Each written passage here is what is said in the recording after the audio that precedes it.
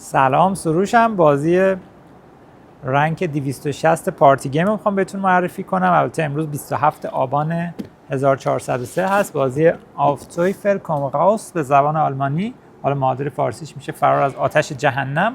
یه بازی شرط بندی باحال، 2 تا 6 نفره هست و میخواین با شیطون شرط بندی کنین و بتونین عددهای بیشتری رو از تو زغالای کوره جهنم بیرون بکشین. بریم که چیدمان و اجزای بازی رو ببینیم.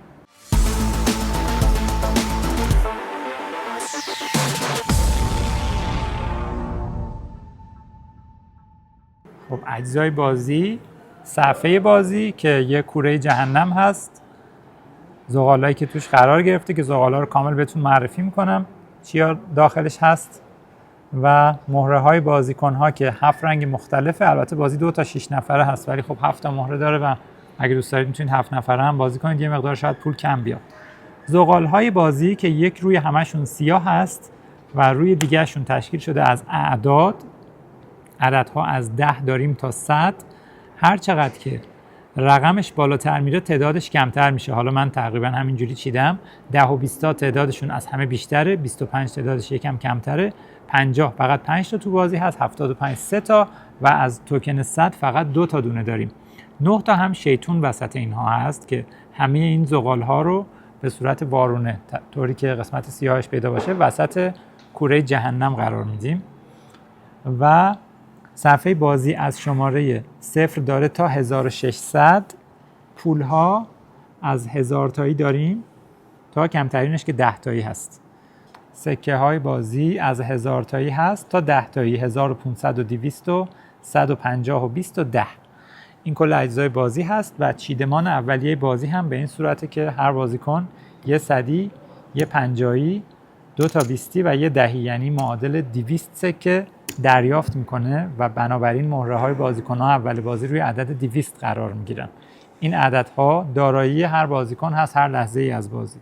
ابتدای بازی همه به صورت برابر 200 تا دارن و مهره ها روی عدد 200 قرار میگیرن. دقت داشته باشید که این عددهایی که اینجا ها نوشته شده نقطه هست، یعنی نقطه 200 و بعدش میشه بین 200 تا نقطه 300، بین 300 تا 500، بین 500 تا 700 تا 1000، 1300 و در نهایت نقطه پایانی بازی که 1600 هست و هر بازیکنی که بتونه پولش به 1600 برسه یا از 1600 رد بشه برنده بازی هست.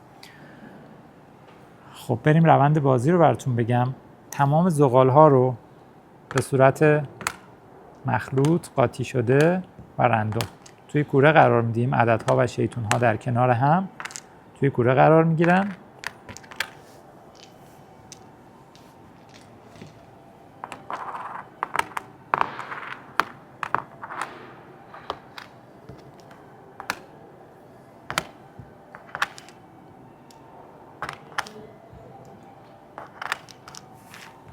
خوبم همش میزنید. این زغال ها خیلی مهم هست که پشتشون لکه دار نشن، نقطه دار نشن، نشاندار نشن و بازیکن ها نتونن تقلب کنن. وقتی که پول ها تقسیم شد یک نفر رو به عنوان بانکدار انتخاب میکنید و امینتون هر کسی هست بهش اعتماد دارید به عنوان بانکدار انتخابش میکنید و وظیفه چنج کردن پول ها، دادن جایزه ها و گرفتن جریمه ها رو بانکدار بازی بر عهده داره. وقتی که همه بازیکن ها روی عدد 200 قرار گرفتن، یک دور اول بازی شروع میشه و حالا طبق چیزی که توی دفترچه گفته بازیکنی که لپاش از همه سرخ‌تره شروع کننده راند اول بازی هست. همه بازیکن ها همزمان با هم باید پولهاشون رو توی مشتشون، توی دستشون قرار بدن، زیر میز ببرن و یک مقداری شرط ببندن. این شرط چی هست؟ شرط ببندن که چه مقدار عدد از بین این زغال ها بیرون میاد. مهم نیست چه کسی این مقدار عدد رو در میاره، خود بازیکن یا بقیه بازیکن ها. هر کسی موفق بشه این مقدار رو از توی این زغال ها بیرون بکشه، شرط رو درست پیش بینی کرده، شرط رو میبره و یه پولی از بانک به دست میاره که روند رو کردن این زغال ها رو کامل بهتون میگم به چه صورت هست و جایزه هایی که توی بازی هست. خب وقتی که همه بازیکن ها این مقدار مشخص رو جدا کردن و توی مشتشون گرفتن، همه بازیکن ها همزمان با هم مشتشون رو بالا میارن و 1 2 3 میگن مشت ها باز میشه. اون مقداری که پیش بینی شده و یا شرط بستن جلوی خودشون قرار میدن، در مقابل خودشون. وقتی که همه این کار رو انجام دادن، حالا اون کسی که لپاش از همه سرخ‌تره شروع میکنه به درآوردن زغال‌ها و رو کردن این زغال‌ها. به چه صورت؟ اولین زغال رو برمیگردونه، میذاره کنار. هر بازیکنی به اندازه‌ای که خودش پیش بینی کرده باید از اینجا عدد در بیاد و این بازیکنی که 50 پیش بینی کرده الان 50ش در اومده و میتونه همینجا استاپ کنه و دیگه هم ادامه نده. پایان راند چه اتفاقی میفته؟ 50 تا از بانک گیرش میاد. حالا همه بازیکن‌های دیگه هم اگر تا 50 تا پیش بینی کرده باشن در اثر رو شدن این یه زغال 50 تاشون رو میبرن. و حالا نکته هایی که وجود داره رو یکی یکی بهتون میگم. اگر این بازیکن ادامه بده تا جایی که شیطون رو کنه، تا زمانی که شیطون نیومده میتونید به رو کردن عددا ادامه بدید و چه فایده‌ای داره رو میگم براتون. علاوه بر اینکه بعد اون عدد مورد نیاز خودتون رو در بیارید، رکورد زدن هم تو این بازی جایزه داره که رکوردها رو الان بهتون میگم جایزش چقدر. وقتی که شیطون رو میشه روند برداشتن زغال متوقف میشه و انگار که هیچ کاری انجام نشده. این بازیکن الان مقدار عددی که در آورده تبدیل به 0 شده و نوبتش هم تموم میشه، نوبت نفر بعد هست. پس این روند رو کردن زغال ها تا جایی میتونه ادامه پیدا کنه که به شیطون برسه، یعنی دیگه 0 شده، یا اینکه خودش استاپ کنه بگه که من اینجا دیگه کافی بوده نمیخوام بیشتر از این در بیارم. پس هر راند بازی همه بازیکن ها شروع میکنن به زغال در آوردن تا جایی که دوست داشته باشن یا تا جایی که به شیطون برسن.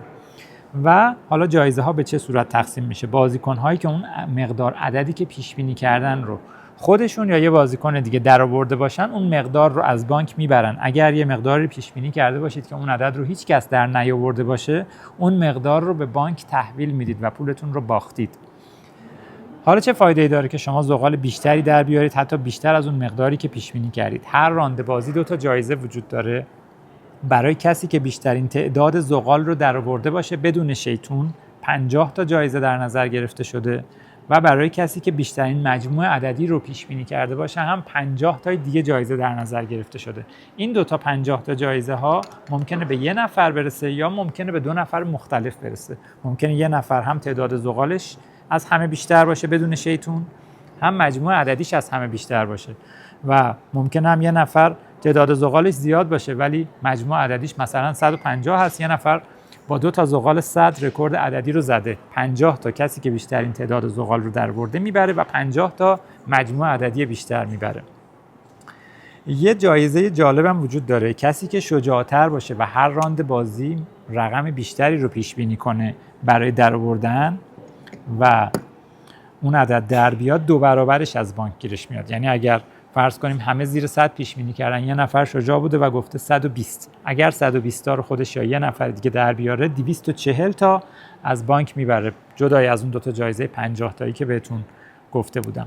هر راند بازی که تموم شد، پول ها که دریافت شد یا پرداخت شد، جریمه ها، بازیکن ها دارایی جدیدشون رو حساب میکنن و روی دارایی واقعیشون قرار میگیرن. یه نفر جلو میره، یه نفر پولاشو میبازه، ممکنه عقب‌تر بره.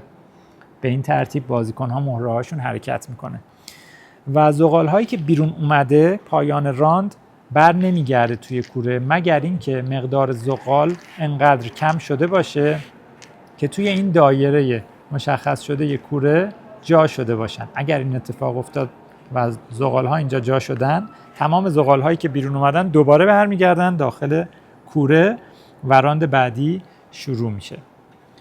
اینم از این. یه اتفاق جالبی توی بازی وجود داره که حالا ترجمهش کردن معامله با شیطان.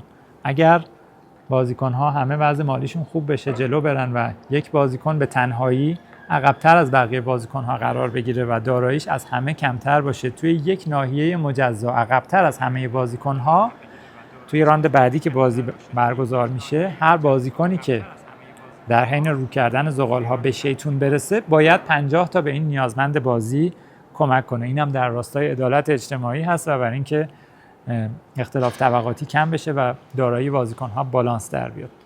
و اولین بازیکنی که طبق این جریان بازی داراییش به 1600 برسه یا از اینجا رد بشه برنده بازی هست و بازی به پایان میرسه. ممنون که ویدیو رو تا انتها نگاه کردین. اگر سوال یا نظری در مورد بازی دارین حتما برامون کامنت بذارین، بپرسین، خوشحال میشیم. برامون لایک بزنید، بهمون انگیزه میدید. اگر بازی خاصی هست که شما دوست دارید ویدیوشو ما براتون بگیریم بهمون بگید که با افتخار ویدیوشو توی چنل قرار بدیم و استفاده کنین. امیدوارم تندرست باشین. خدا نگهدار.